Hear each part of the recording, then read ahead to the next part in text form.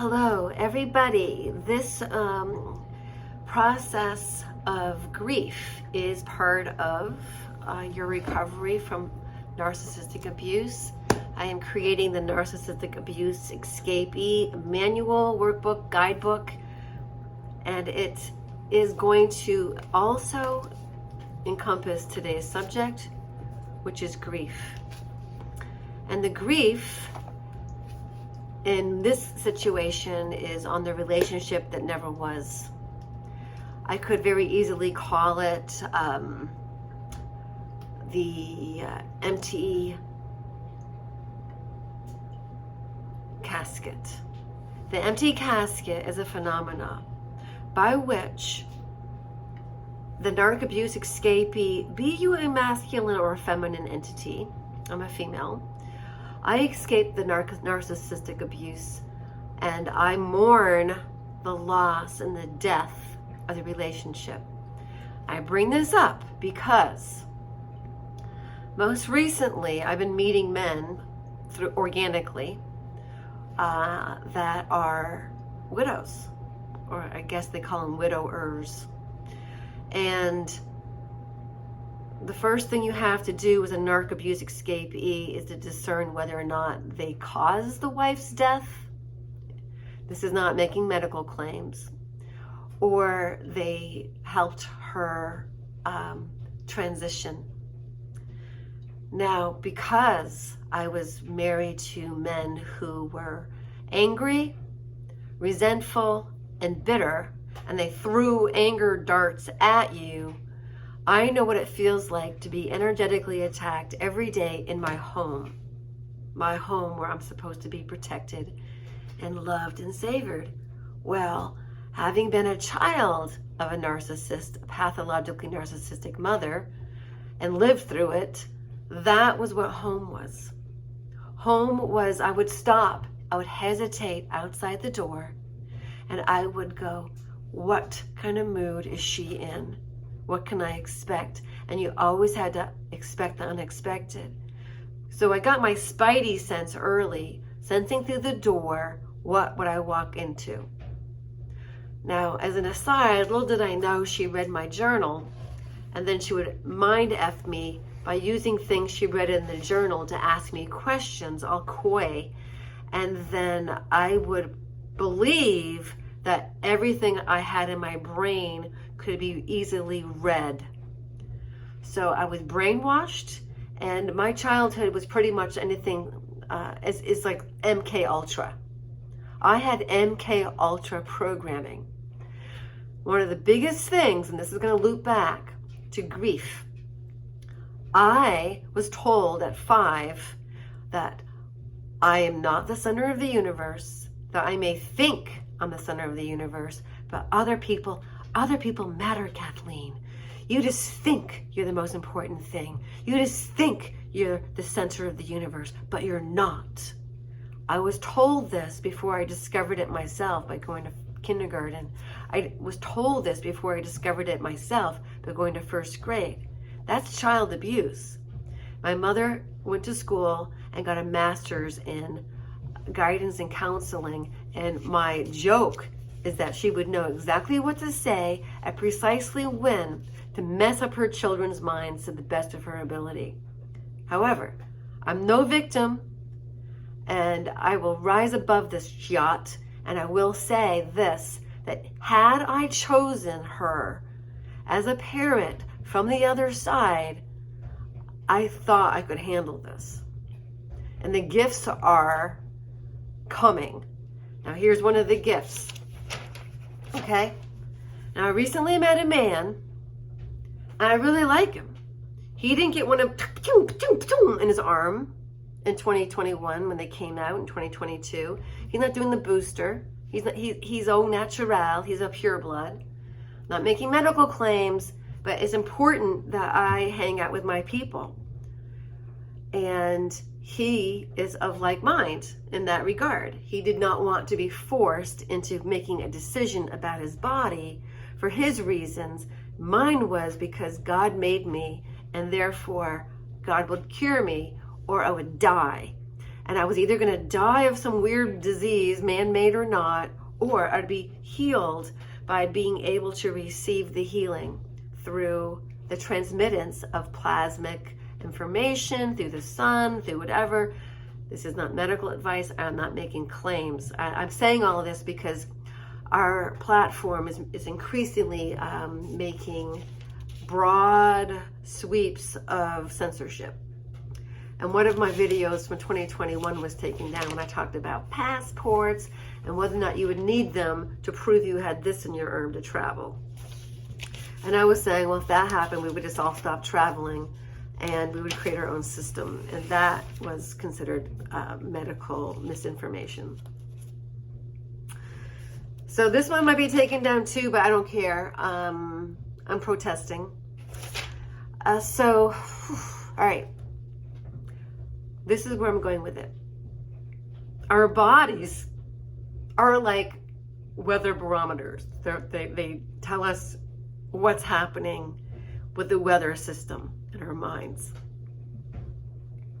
So I woke up with excruciating lower back pain. And I don't get these. And I looked into why, and I looked at the German New Medicine, and it's from total lack of support. Well, this is what I discovered. I met this man, I've been dating this man, and his wife's face is his screensaver on his black mirror. All right, no problem.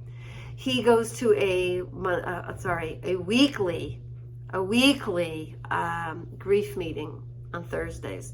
Great, no problem. The caveat being everybody has to have lost somebody to death. Widow, widower, whatever, your spouse died. Wah, wah, wah. It's terrible, it is. However,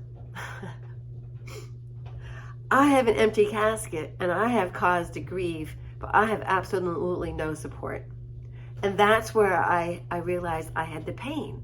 Because when I was in conversation with him prior to the pain manifesting, I was saying, he said, oh yeah, November of 2024 will be my 3-year anniversary of my wife's passing. And I was like, oh yeah, mine too, but for different reasons. Oh yeah, but my grief is nothing compared to yours. This is all me talking. Your wife died, you guys loved each other, but I left the abuse. I left the rebuke. I left the total disregard and disrespect. I left that. So therefore, I have nothing to grieve. Nothing compared to you. And that's bull crap. I actually have a lot to grieve. I have an empty casket. I have the death of the fantasy that a relationship could actually happen with a narcissist who I tried to be a good person to, but was not going to be anything other than committed 100% to his own demise. So this is what I wrote in a text to the gentleman, because I realized I started putting myself on the back burner again, which was what happens with us narc abuse escapees in the abusive relationship in the first place. And I'm not saying he would be abusive. I'm saying I would be abusing myself to agree to be in a relationship with a man who still had his wife's face on his phone as a screensaver, who went to grieving classes every Thursday to grieve her, and that's fine, but why couldn't my grief be important too? Why can't mine be acknowledged too? Why can't he recognize it as being important? Why? Because I wasn't making it important. I was laughing it off. And we all know what happened to Irma Bombeck from her laughing things off. She got cancer. I think she went to the doctor and got all kinds of zapparoonies and it healed, whatever, but I'm not about to do that. I avoided this. I'm not going to go get any of that, okay? This is my choice, my body. You do what you want. I am not giving you medical advice. I am not qualified. Anyway, after waking up with this excruciating pain, I sat with it. Then I looked into German New Medicine in the meaning behind it. And as I said before, total lack of support.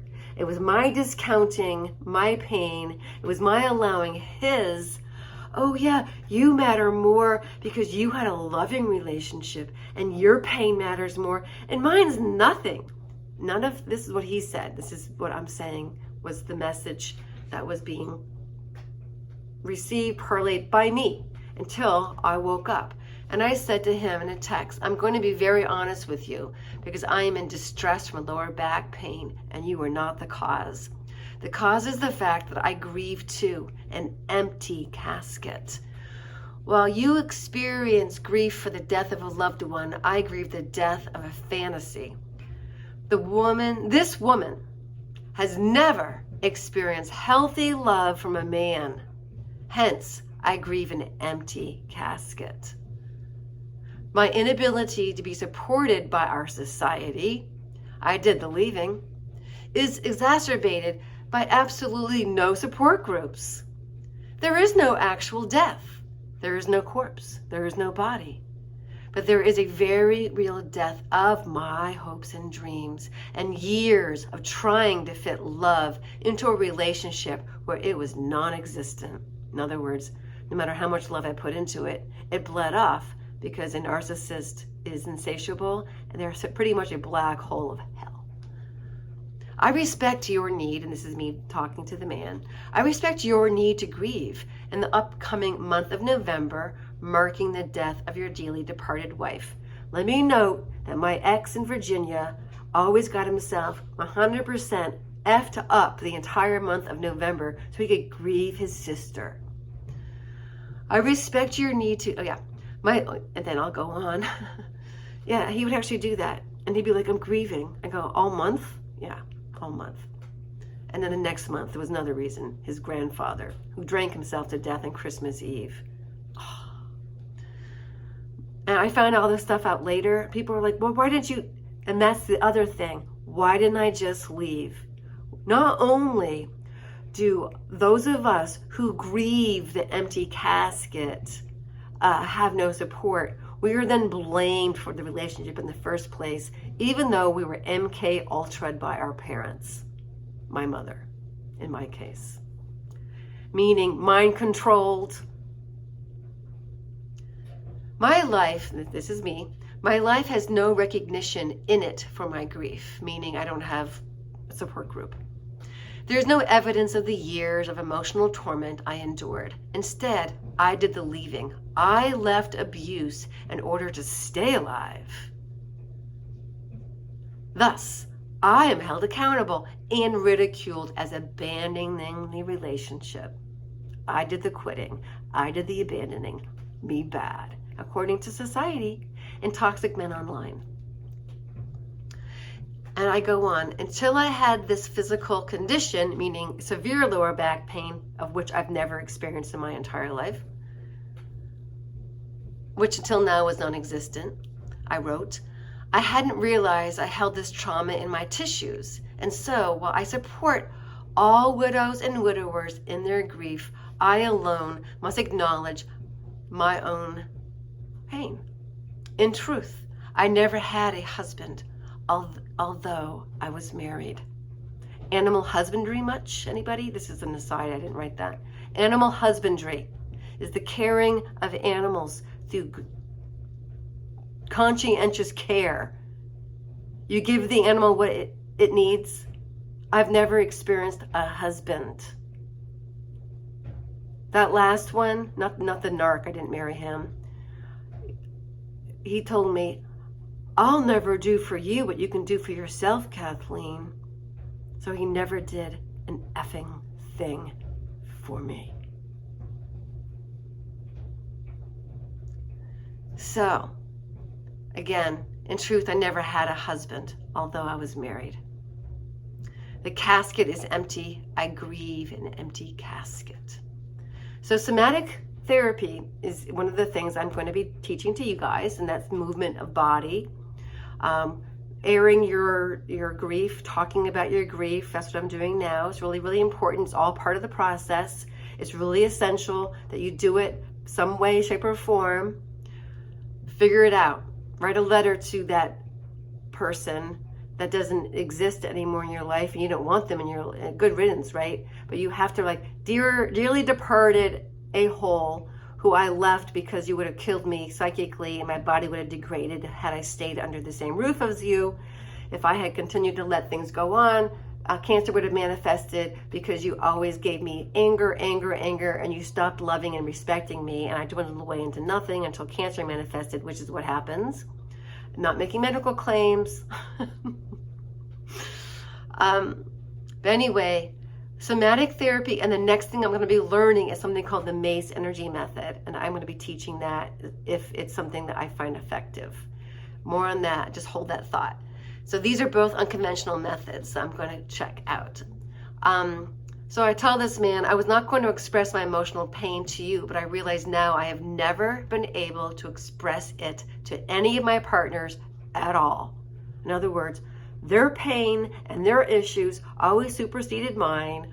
I always had to support them. They never supported me. And this is all part of the problem of how I was conditioned and raised to be supportive to the man, never have any problems, always be understanding and compassionate. Let him be angry. Let him make excuses for him, but never ever have them myself.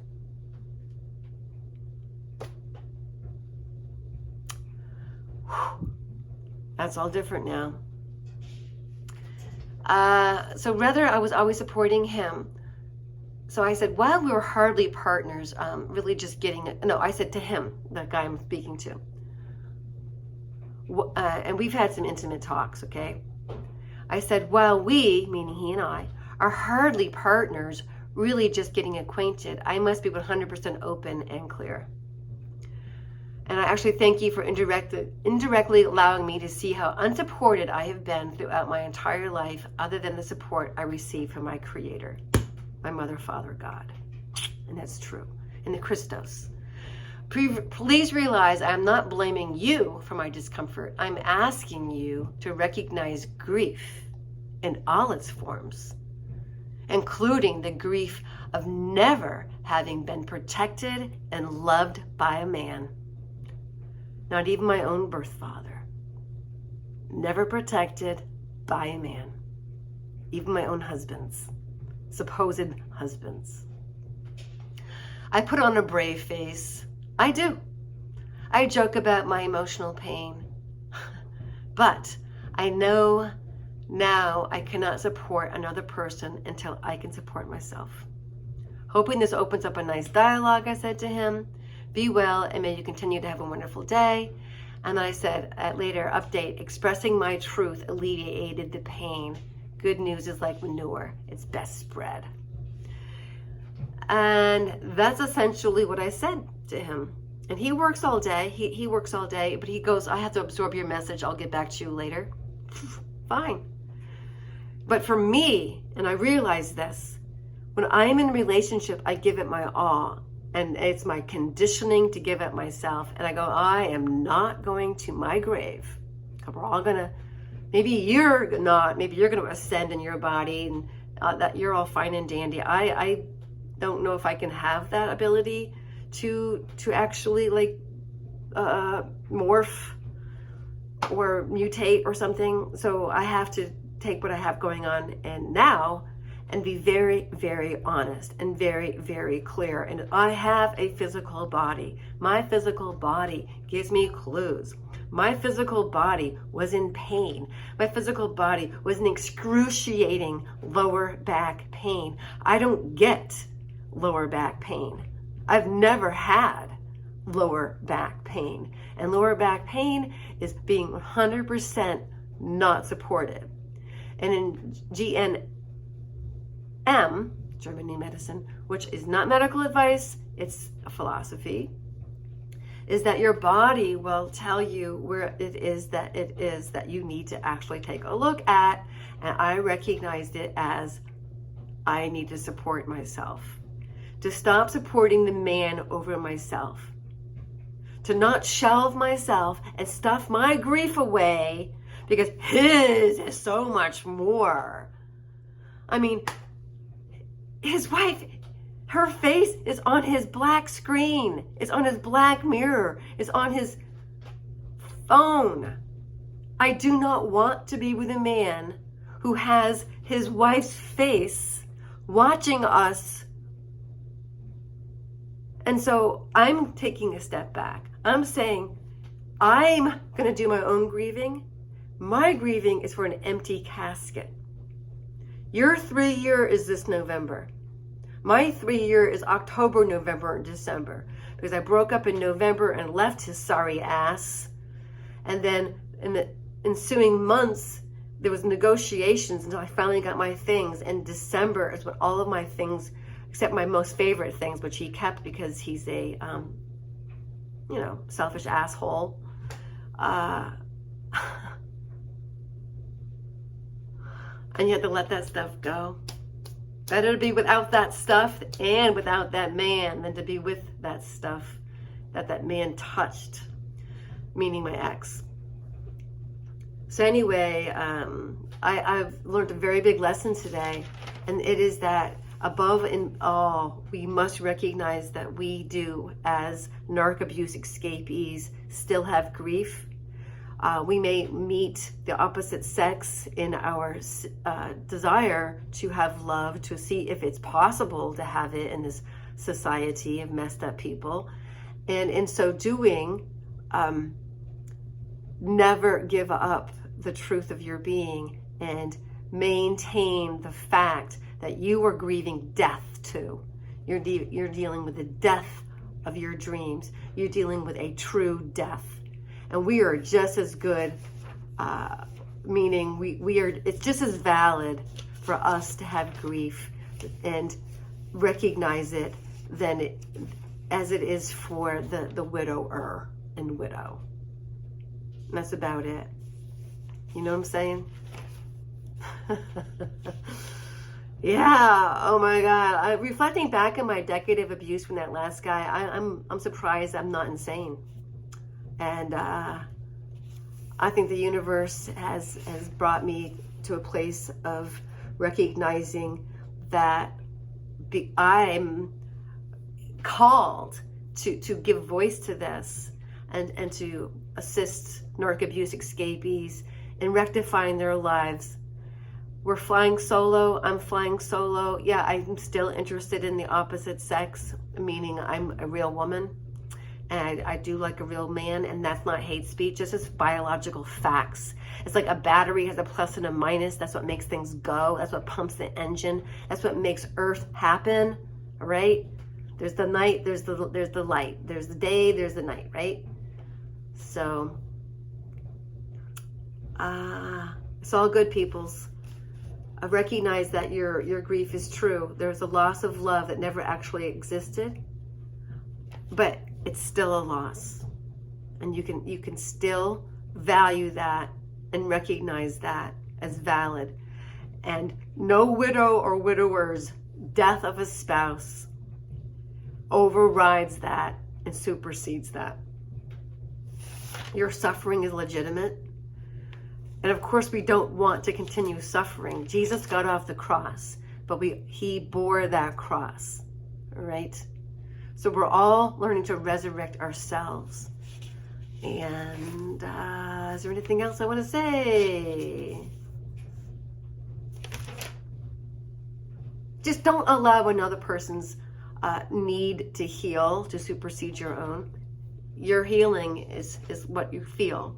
So I'm feeling what I need to heal, and the experience awakened in me the recognition that I always put myself and my needs last, and my partner was always first, and that I'm not going to bury that in the tissues of my body. A pain in the body means you have to address what it is that is being suppressed. And let's go dance. After this, I gotta go dance. I gotta turn some music on. Lots of love. Grief is part of the manual, and grief work is part of the future workbook, which is a guidebook for recovery for the narc abuse escapee. And we are recognizing that we do have the empty casket, and learning to bury it is part of the process. Mwah.